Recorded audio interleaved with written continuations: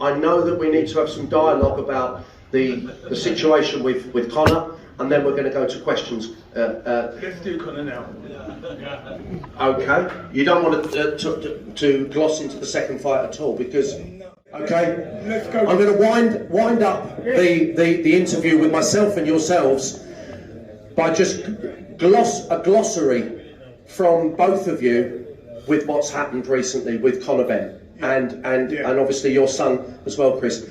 This has been a tough time for both families, for both camps, for both boxers. The way this has reverberated through the sport of boxing as well, and there's been a lot of bad things flying in all directions, and obviously I understand there's still investigation to go. But I would like your take on where this is at right now and where you think it should end. Well, first of all, I'll start off. I know my son. I'm 59 years old. I train twice a day, every day. I'm a dedicated person. Anything I put my mind to, I do. I'm saying, me and my peak, I'm here. My son Conor in his fitness regime is already here. Completely different. If my son ever took performance-enhancing drug, I'm sorry to say, I'd hang him out. I'd say, you know what, son? I'd say, son, I love you, but you're on your own. But I know my son.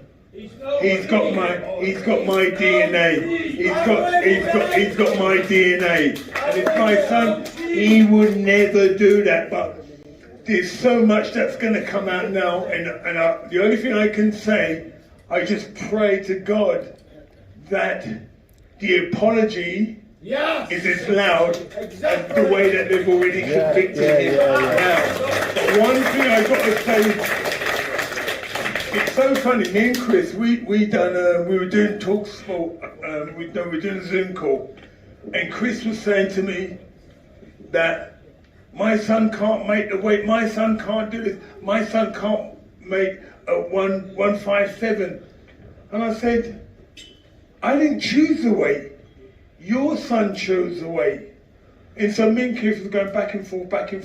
And Chris was so adamant about him not making the weight. He's going to be, it's going to hurt him. He won't be strong. And I'm going to stop this and I'll stop that. I thought to myself, but it was your son that made the weight.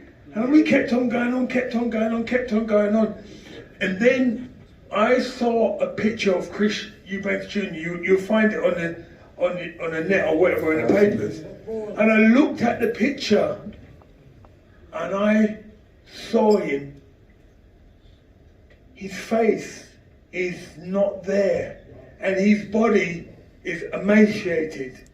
And I sent Chris a text saying, sorry, Chris, I didn't realise what you were saying. And I asked Chris, I said, please forgive me, Chris, because I honestly believe if my son had fought Chris now,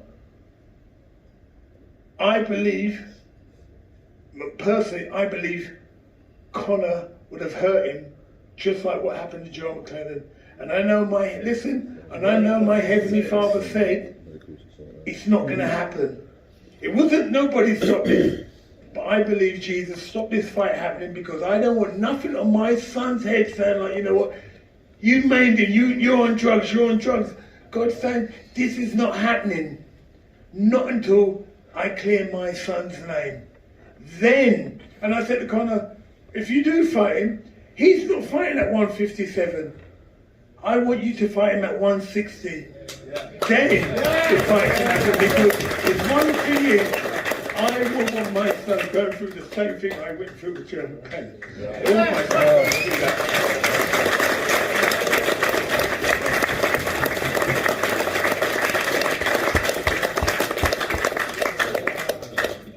Can I go over to Chris, Nigel, or is there anything you want to add? Nothing. That all I know that my son, there's so much. There's so much that I would love to say, because we knew about this 3 months ago, where they said there was a tracing. And I thought, you know what? But we carried on training. But then, there's so much scientifically I can't say, but we know that we're sending out we're paying for our scientists to go out there and sort this out, because at the end of the day, I know my son. My DNA is in him. Yeah. That's all I need to say. You know me. You all know me. That's it. Chris, I'm going to come over to you now and give your take on this. You've got the close of this, so I know it's also been a very tough time with, you know, as it has for Nigel, with all of this coming out the way it has, the way it's unfolded. So would you kindly just open up and explain your feelings, your thoughts on this? Shh, guys, your thoughts. Over to you. What makes me emotional is that, yes, I did have this conversation with Nigel on a Zoom call promoting this tour, and I was begging, but because of the man that I am, obviously I had to kind of mask it a little bit and say, well, come on, Nigel, you can't let my son come down to 157, because we know Michael Watson happened, John McClellan happened. Please don't do this to me. He said, my son is his own man. He signed the contract. So that's it. You know, Nigel told me that you told me we have to pay a £300,000 fine. And I said, well, I'm happy to pay the fine, but please don't do this to my son. 100%. Yeah. So, you know, he's 33 years old. When he was 26, he could have actually come down to 157. At 26, you can, but at 33, you can come down, but then you're not going to beat the person in front of you, because all you are is hot air. You think you can, but you're not listening, or he wasn't listening to his dad, who has been there. And I've named them. Yeah, I've been hurt.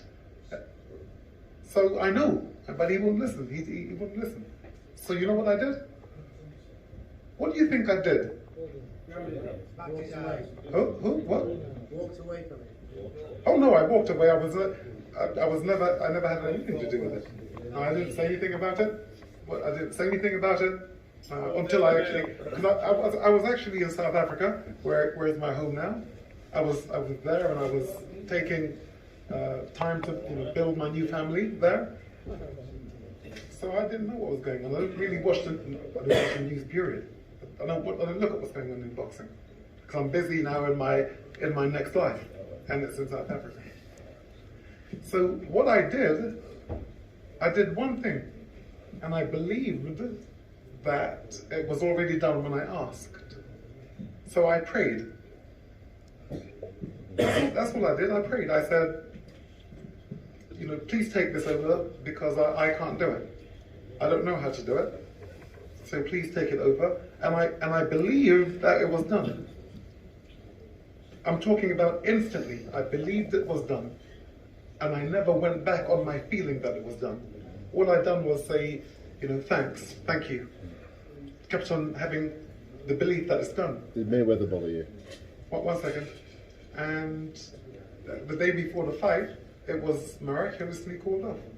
Now, all the things which are involved, I don't know about that. I just prayed, because when you pray, it works. If you believe it's worked, it's already worked. Sounds really strange, I know. And probably, I've probably sounded strange to you all night, but I probably looked strange as I came in, because I was into that music. But it was good.